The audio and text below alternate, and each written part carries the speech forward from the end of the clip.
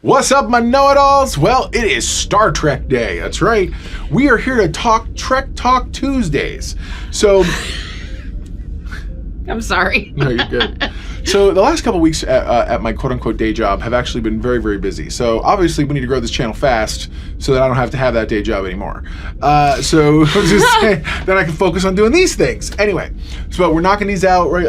And I'm super excited to talk about it with you, especially because Mrs. Know-It-All has feelings. I have feelings. That's right. Feelings. She's not a Vulcan.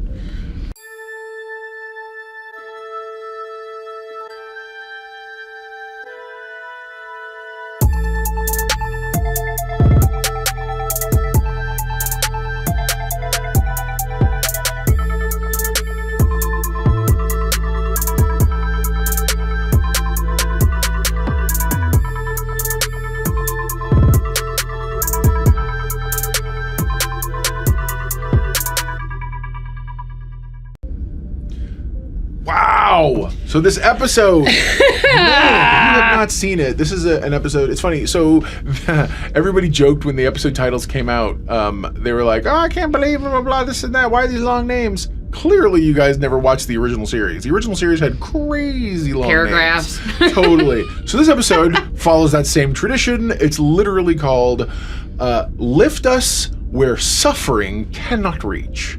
It is the perfect title for this episode. Yeah, they do. I say name drop, but they do. You get this. One of the characters mentions there's a poem on theirs, and they're saying on their world, and the whole premise of this episode, very quickly, it's a Pike episode, which I love. Is that Pike and them have to deal with? Pike re-meets an old flame. Who is pretty cool. That's right? Pretty cool. Who's part of a very xenophobic species who stays very away and keeps people other species at arm's length, and you find out why in this episode. So what? Okay, you want to watch my review? I'll put the card right up here. You can watch the review there.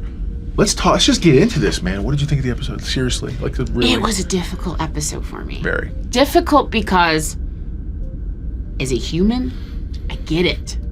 It was a child.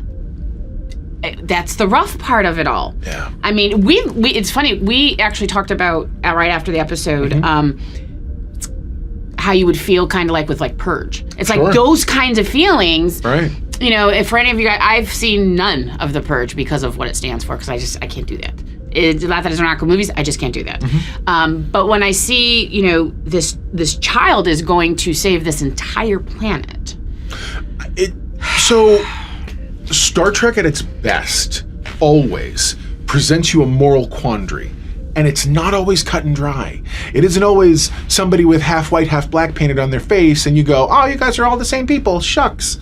Sometimes it's, look, there's a very heated discussion where Pike is like, how could you do this, blah, blah, blah, and the lady from the place says to him, or Laura? Yeah, Leora? I don't remember her name. Anyways, says to Alora. Okay, says to him, are you trying to tell me nobody suffers on your planet and no children suffer this in the Federation? And she goes, the difference is we don't turn from it, we acknowledge it, and all of us pay respect to it. And I'm like, man, it's a tough call, bro. And one of the things is I don't know if it was their technology or the planet gave them the technology. There's no disease on their planet. There's none of that. There's nothing. There's none of that on their planet. No, I think it's a cultural thing. I don't know. Maybe did I not hear it right? That the planet gave them the technology. So the founders. Okay, thank you. I was kind of confused. I'm like, their species is probably thousands of years old, and the founding people who built their species or built their society created a system that required the neural brain pathways of a child. And the child suffers, and because he flat out asks, he's like, "Is the child going to suffer?" And she goes, "Yes." And he's appalled. Here's the thing: on its face, we all understand Pike's position because that's literally where we live in. We live in a society built. I don't care what your feelings are about this. It was started and built on Judeo-Christian fundamental values. In the beginning. Yeah. Okay, regardless of whatever people stand for now, this and that. So what I'm saying is we built our world currently on a moral foundation. So I get where Pike's coming from. Respect for life, respect for children in general. Like it's this whole feeling of how are you? This is the most innocence, and in our society we protect those. At least we're supposed to. And it's like Pike's like, "What are you doing? You can't do this." Right. You know, and then but to have and then she even said, "Go ahead." Well, because we talked about. What did she say? Go ahead. Go tell me what she said, because you might be. I might be able to back into it. She even says at one point, you know, he chose this willingly.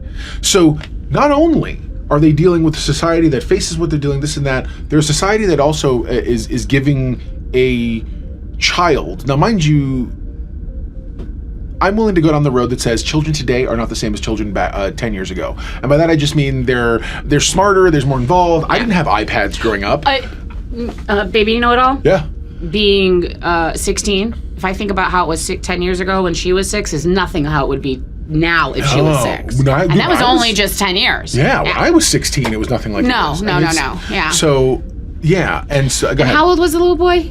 10? I want to say, they try to imply he was somewhere in that age group, 9 to 10. Double digits, though. Yeah. Yeah, I think it would be double digits. For the fact that this child, and I felt for the father. I did. Yeah. But for the fact that his son is the one that decided, hey, I want to do this. I want to help my planet. I want to do it. I get why the father wanted to stop it. Yeah. I do get it. I get it. And then because of that, he'll move on to that other moon planet. Yeah. You know.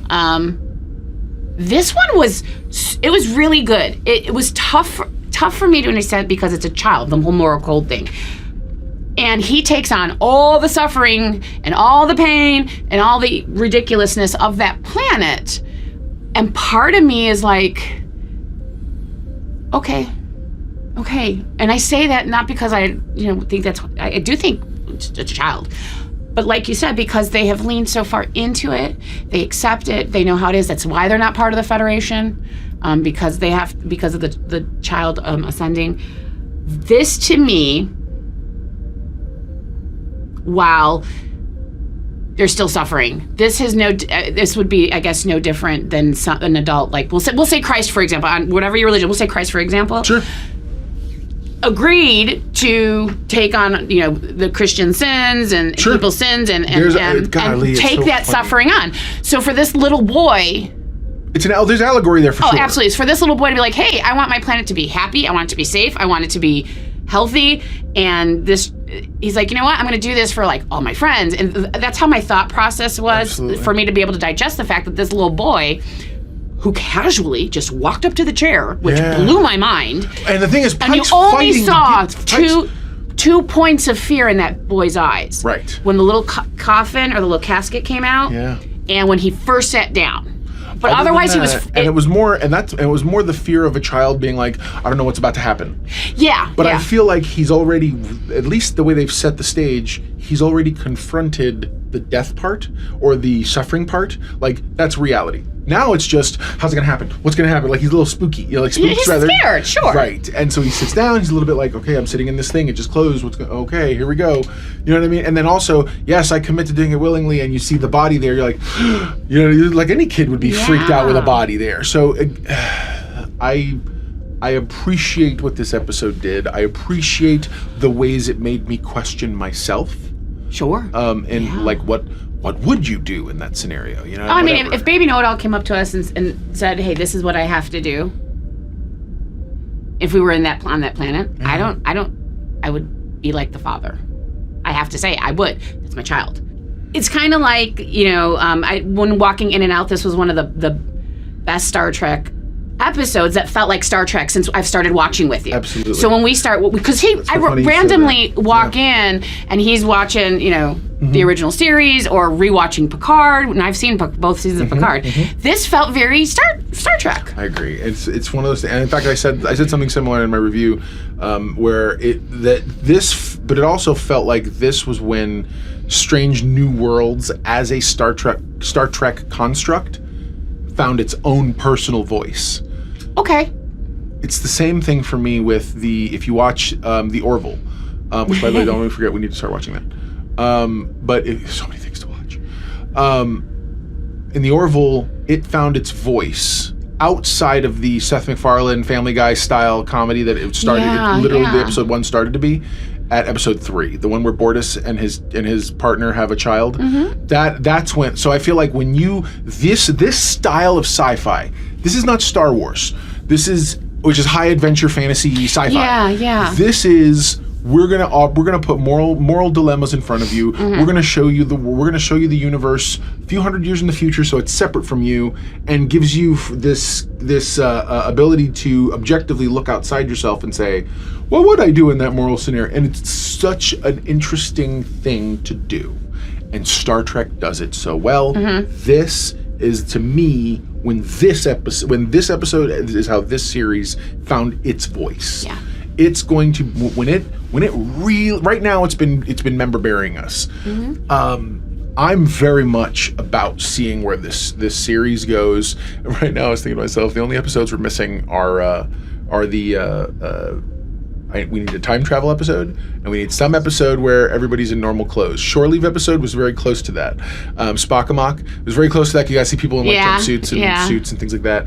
But what I mean is like a time travel episode that isn't as convoluted as Picard season 2 was, or like any of the other time travel. You know what I'm saying? I mean, like the classic Edith Keeler style City on the Edge of Forever style, where it's a thing. Golly, can you imagine?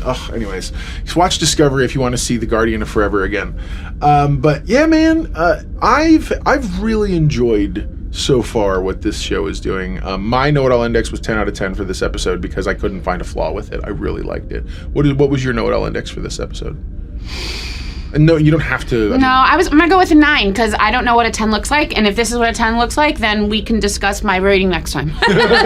But no, I really liked it. I did like it. So. All right. So Southpaw says, nice review. It reminded me of the original series episode A Taste of Armageddon, where war had been sanitized to the point that it was conducted as a simulation, and the citizens voluntarily reported for extermination. When Kirk and the crew realized they were caught up in the horrific process, they ruined the war games, causing the aliens to panic about the horror of war and how it would be on Kirk's head when their planet was thrown into it. Kirk gave a brilliant speech. He basically said, that's the point. If they had to experience the horror and suffering of a real war, they would find a way to end it. The choice he gave them was agree to peace. Obvious, but it needed to be pointed out. So much for the many critics who argue and moan about Star Trek canon being violated. The original series violated it anytime it meant a conflict between human morality and a fixed rule. I love you, sir. Right on. So I'm assuming Southpaw's a sir. Forgive me, but yeah, man, right there with you. I agree. Steven Seaver Sr. says, I really like the way you two interact together on The Big Show. Thank you very much. Thank you. Appreciate that too, Steven. Let's see. Let's go here to Lily Mack. Lily Mack, having been an RN for 30 plus years, I see the evolution of Chapel as a metaphor for the evolution of professional nursing. That's an awesome comment. Right on. That is awesome. Although Halloween is the apex of insulting images, things are better than back when nurses either gave their seats to physicians or slept with them. This Nurse Chapel is a scientist, a nurse, as nurses have to be, and practices autonomously, also as RNs do. Thank you for this. Way to go, Lily. Yeah, Lily. I agree with you so much. Especially from your back. Tell me briefly about your background. In the medical started in the medical field. Yeah. Went to social services, but yeah, when nurses. Now our baby know-it-all is debating between being a nurse or being a doctor. So I think she's going more towards a nurse at this point. Kenneth Jameson Parker says, I'm sorry, he's good to see you both and hear your reactions, Mr. and Mrs. Know-It-All. Thank you so much for posting. Awesome. Thank you so much, Jameson. And then he PS's with, still watching your reactions, but did you catch that Spock's Vulcan self in a mock time dream sequence was dressed almost exactly in the same attire Leonard Nimoy's Spock is when he returns to his science station aboard the refitted Enterprise of the Star Trek The Motion Picture? I may be wrong, but I think this may be the first time that we've seen that outfit or a variation of it since. You know what, Jameson? I think you're right. I absolutely think you're right. Yeah, when he's fighting Vulcan Spock. If you're gonna have to show me. Yeah. Because I did not do my assignment that I was supposed to do, and that was watch the original Spock from the original. A mock time. Yeah, we haven't done that yet. We will. We're gonna get to it. That's my bad. We're gonna get to it. I promise. Because I want to do a video about it. I think it'd be awesome. But yeah, man. Let's watch now. Why don't we watch the trailer? Absolutely. It's gonna be on the phone. I love it. But you know what? I don't care. We're doing this. So he's got such great sound on his phone. People are gonna think I added the sound when we're done. They were like, did you add that to your phone? I'm like, no. No. It was actually that way. This sector is the Quadrants version of the Wild Wild West. These pirates are outsiders. It's best to steer clear. Pirates. It's like a net made of lasers. Are we eating Atholians? One of the beams. What happens when we do? Kaboom. That does not sound good. I don't like this. Hold your fire! Did I see a Klingon? We've taken your ship. Engage your crew. I asked for codes under the lockdown. So we'll discuss it over dinner. I don't know what's going on up in that preview, babe. Just saying, there's a lot going on. I don't have an opinion. There's just a lot going on. Yeah. But I'm looking forward to it. Okay, so there is, at about 6 seconds in, you start seeing a laser thing, Cage being built. I'm very much of the mindset that looks like Tholian technology. I'm willing to bet these pirates, I'm gonna make a prediction right now, these pirates have stolen Tholian technology in order to, the Tholians were the ones in the original Star Trek who built something similar using a ship, and it just built it very slowly around the Enterprise. Don't know why the Enterprise didn't fly out of it, whatever. Anyway, and so yeah, it looks dope. I see a bunch of... It looks good. It looks very action-packed, and that's what, you know, They always make those episodes. I know. Oh, there she is. Hang on. Who is this? I want to see if this is a... Don't like this. Okay, no. I thought it was a Klingon woman. At 16 seconds in, these two people, I thought she was a Klingon woman. She has no head ridges. She's not a Klingon. Anyways, I was because I'm looking He for looks like he's waiting for it. I'm looking for any sign that they're going to retcon Discovery's crazy Klingon weirdness. What do you mean by that? So in Discovery, that's right. You haven't seen season 1. Season 1 of Discovery reintroduced Klingons, but they don't look like Klingons we've ever seen. It doesn't matter. I'm not like, it doesn't make it worse or better or whatever else. It's just one of those things I'm like, oh, that's a choice. They're like just weird, and so I'm hoping that they start. And later on, when they revisited there's a female character who's introduced. She has the curly hair again, and hair and whatnot. So I'm interested to see if they go back to an earlier version. Because remember, in the original series, Klingons were the human Klingon hybrid, which is they did on purpose to infiltrate, meaning they had nothing. They looked like blackface people who were doing, who had mustaches and everything else, and just looked rough. Anyways, it wasn't until the movies, when motion picture, when they introduced Klingons that had forehead ridges and whatnot. And then you find out later on there's a thing called fusion and whatnot. Whatever. Anyways, it's a... Okay. Thank you. As Worf said in The Next Generation, we don't discuss it with outsiders. And then in the episode Trials and Tribulations, which is I'm not watching that one yet. I still have to watch the other one. That's Deep Space Nine. Deep Space Nine and Trials and Tribulations. They go back to the original series episode, The Trouble with Tribbles, and it's the Deep Space Nine cast running around so that it being layered into that episode as well, which is awesome. And then so for those of you playing at home, I'm more or less telling Mrs. Know-It-All. But yeah, man, that looks fun. Mm-hmm. Yeah, it looks really fun. I can't wait to see some of the new characters that they're introducing. Yeah, man. I want to know who this guy is. There's this dude who looks like he's straight out of World of Warcraft. Like, he looks like an orc with, like, green... He's got green... I don't know if he's got green skin or if it's painted, so he's probably an Orion. Okay, yeah, he's got green skin. But he's got this, like, Scottish-looking beard. He's got this Mad Max vibe going on, too. Totally! Yeah, dude, he's got that Furiosa black paint on the eyes. I'm looking at his garments, if you will. Yeah. But yeah, I'm interested. I'm down. I can't wait to see the episode. I think it's gonna be good. It's gonna be good. So, all right. Well, there you go. Now you know. If knowing is half the battle, you're halfway to being a know-it-all yourself. Okay, we're wrapped up for today. You done? No. I'm totally kidding. I don't know what I'm going to do with this man. Kidding. I don't know what I'm going to do with him. Hey, guys, thank you so much for joining us this week. We really appreciate you. And I really have fun, and thank you so much for being patient. Yeah. Comment below. Let us know what you thought of the episodes. Let us know what you thought of this episode. And, yeah, man, we look forward to talking more to you guys next week. And never forget. Everyone loves a know-it-all. Here you go.